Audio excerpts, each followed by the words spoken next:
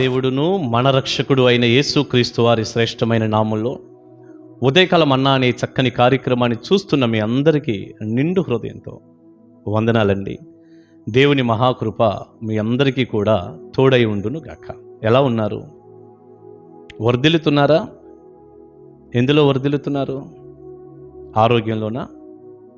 ఆస్తిపాస్తుల్లోనా? స్థలాలు పొలాలు కొనటంలోనా? డబ్బు సంపాదనలోన? వర్ధిల్లుతున్నాం అయ్యగారు అంటారా? మంచిదే, వర్ధిల్లండి. దేవుడిస్తే చాలా సంతోషం. కానీ మనం వర్ధిల్లాల్సింది కేవలం భూ సంబంధమైన వాటిల్లో మాత్రమే కాదు సుమా. పరసంబంధమైన ఆశీర్వాదాలలో, పరసంబంధమైనటువంటి భక్తి జీవితంలో వర్ధిల్లాలి. అట్టి కృప దేవుడు మీ అందరికీ దయచేయాలనేది మా ప్రార్థన. పరిశుద్ధ గ్రంథంలో ఒక వచనాన్ని ఇలా చదువుదాం. 91వ కీర్తన 15వ వచనం. అతడు నాకు మొర్రపెట్టగా నేనతనికి ఉత్తరం ఇచ్చేదను, శ్రమలో నేనతనికి తోడై ఉండేదను, అతన్ని విడిపించి అతన్ని గొప్ప చేసేదను. ప్రియులారా, మనం ఆరాధించే దేవుడు ఎవరు? ప్రార్థన ఆలకించే దేవుడు. అతడు నాకు మొర్రపెట్టగా నేనతనికి ఉత్తరం ఇచ్చేదను అన్నాడు దేవుడు.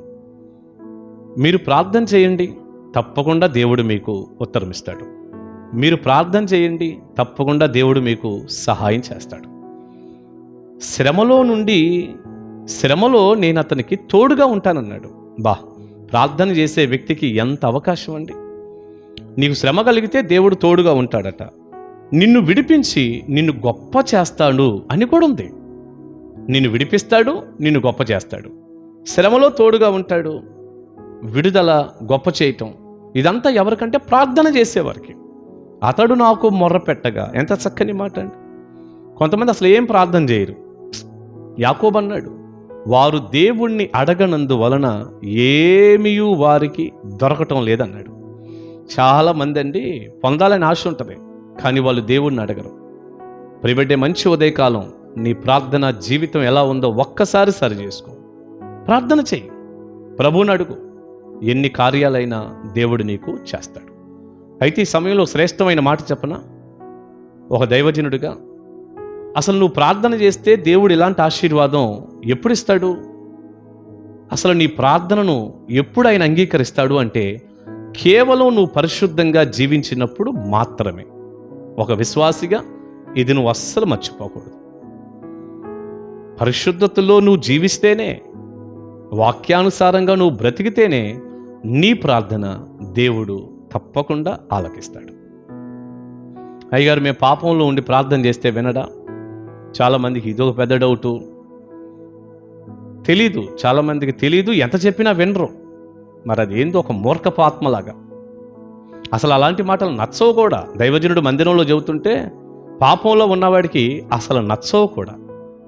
ఎందుకు నచ్చవు అంటే వాళ్ళు పాపంలో ఉన్నా కూడా మా ప్రార్థన దేవుడు వినాలి అనుకుంటుంటారు.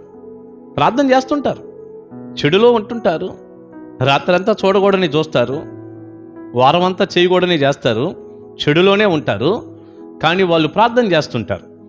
అందుకని చెడులో పాపంలో నువ్వు ఉంటే నీ ప్రార్థన దేవుడు వినడు అని దైవజనుడు చెబితే కూడా వారికి ఇష్టం ఉండదు. అలా కాకుండా మేము బైబిల్ మార్చేసి దైవజనులుగా, ఏం పర్వాలేదు, నువ్వు పాపంలో ఉన్నా కూడా దేవుడు వింటాడు, నీకు ఆశీర్వాదాల మీద ఆశీర్వాదాలు వస్తాయి, బాగా ప్రార్థన చేసుకో, బాగా చేస్తూ ఉండు, అసలు నీ ప్రార్థన కాకపోతే ఎవరు ప్రార్థన వింటాడు, నువ్వు మందిరం దాకా వచ్చావు అని చెబితే హాయిగా ఉంది. అదంతా అబద్ధమే. పాపం చేసే వ్యక్తి, ఏ వ్యక్తి ప్రార్థన దేవుడు ఏమి వినడండి. ఒక ప్రార్థనే వింటాడు. ఇది కూడా మీరు మర్చిపోకూడదు. అదే ప్రార్థన చెప్పనా? పాపంలో ఉన్నవాడి ప్రార్థన కూడా ఒకటే వింటాడు.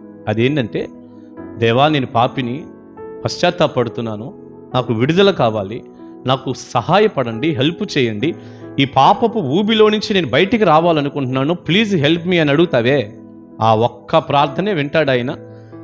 నీకు అలాంటి ఆశ ఉంటే, ఏదో ప్రార్థన చేసి మళ్ళీ యథావిధిగా పాపంలో కాదండి, నువ్వు ప్రార్థన చేసిన దిశగా నువ్వు నడుస్తూ అలాంటి ఆశ నీకుంటే తప్పకుండా ఆ ప్రార్థన ఒకటి వింటాడు. ఇక ఆశీర్వాదాలు, ఆరోగ్యం, దీవెనలు, ఒక్క ప్రార్థన దేవుడు వినడంతే. నేను ఒక వచనం చూపిస్తాను చూడండి, బోలెడున్నాయి. ఒక వచనం చూపిస్తాను. కీర్తనల గ్రంథం 66వ కీర్తన 18వ వచనం కీర్తనాకారుడు అంటున్నాడు, నా హృదయములో నేను పాపమును లక్ష్యము చేసిన ఎడల ప్రభువు నా మనవి వినకపోవును. ఇంకంతే.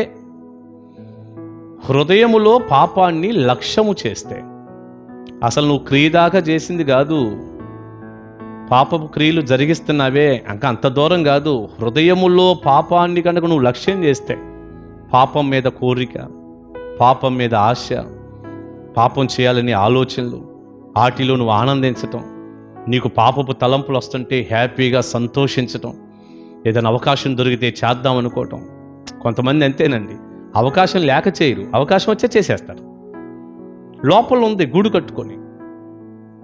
అసలు హృదయంలో పాపాన్ని నువ్వు లక్ష్య పెడితే ప్రభువు నీ మనవి ఆలకింపకపోవును, వినకపోవును. అంతే. ఇంకా నీ ప్రార్థన ఎట్టింటాడు? నువ్వు పాపాన్ని లక్ష్యం చేస్తుంటే నువ్వు ప్రార్థన టైం కూడా దండగే. నువ్వు ఎంత ప్రార్థన చేసినా దండగే. మరి నేను చదువుకున్న బైబిల్లో అయితే అదే ఉంది. మరి దేవుడు పాపుల మనవి ఆలకించడని నేను ఎరుగుదును. 9వ అధ్యాయంలో స్వస్థత పొందిన గుడ్డివాడు అంటాడు యోహాను సువార్తలో, మీరు చదువుకోండి, 30లోనో 31లోనో.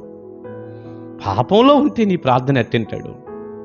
ప్రియబిడ్డ, ఒక మాట అంటాను, చెడులో ఉన్నావుగా, పాపంలో ఉన్నావుగా, అసలు నువ్వే దేవునికి అంగీకారంగా లేనప్పుడు నీ ప్రార్థన ఎలా అంగీకారంగా ఉంటుంది? ఇప్పుడు చెడులో ఉన్న నువ్వే దేవుడికి అంగీకారం కాదు, ఇక మరి నీ ప్రార్థన ఎలా అంగీకారంగా ఉంటుంది? అస్సలు అంగీకరించడం. పాస్టర్ గారు ఇప్పుడు నన్ను ఏం చేయమంటారంటారా? ఉంది, సొల్యూషన్ ఉంది, మార్గం ఉంది. ఏంటది? పశ్చాత్తాపడి కన్నీళ్లతో రొమ్ము కొట్టుకుంటూ సుంకరి ఏడ్చినట్టు ఏడవటమే. పాపినైనా నన్ను కరుణించయ్యా అని ప్రభువుని సుంకరి అడిగాడే, అట్లా అడగటమే. నిజమైన పశ్చాత్తాపంతో నిజమైన మారు మనసు పొందటానికి నువ్వు అడిగి చూడు. యేసయ్య కలువరి శిలువలో కార్చిన ప్రశస్తమైన రక్తంలో నీ పాపాన్ని కడిగి, ఆ తర్వాత నువ్వు చేసే ప్రతి ప్రార్థన ఆలకించి నీకు సహాయం చేస్తాడు. ఇదొక్కటే మార్గం, వేరొక ఆప్షన్ ఏమీ లేదు. అతడు నాకు మొరపెట్టగా నేను అతనికి ఉత్తరం ఇచ్చేదను. శ్రమలో తోడుగా ఉంటాను, విడిపించి గొప్ప చేస్తాను. నువ్వు చెడు నుండి బయటకు వచ్చి మొరపెట్టు, ఈ దీవెనలన్నీ నీకు కలుగుతాయి. దైవ దీవెన మీ అందరికీ ఉండును గాక. ప్రార్థన చేసుకుందాం. పరిశుద్ధుడా, ప్రేమగల తండ్రి, మీకు వందనాలయ్యా. మా ప్రార్థనను వింటావని, ఆలకించి సహాయం చేస్తావని, కానీ మేము పాపంలో ఉంటే మీరు వినరని, పాపం నుంచి విడిపించబడే ప్రార్థన మేము చేసుకోవాలని మీరు మాట్లాడారు. విత్తబడిన సందేశం మీ బిడ్డలకు దీవెనగా మార్చండి. ఎవరైనా చెడులో ఉంటే పశ్చాత్తాపంతో మీ తట్టు తిరగటానికి సహాయం చేయండి. తద్వారా జరిగే మేలులన్నీ జరిగించండి. 91వ కీర్తనలో చదువుకున్నట్టు నాయన, వారు మొరపెట్టినప్పుడు ఆలకించండి, శ్రమలో తోడుగుండండి, విడిపించి గొప్ప చేయండి. యేసు ప్రభు వారి శక్తిగల నామాని ప్రార్థన మనవులు అడుగుచున్నాను తండ్రి. ఆమేన్, ఆమేన్. God bless you. దేవుని కృప మీకు తోడై ఉండును గాక. ఆమేన్. కలుసుకుందాం.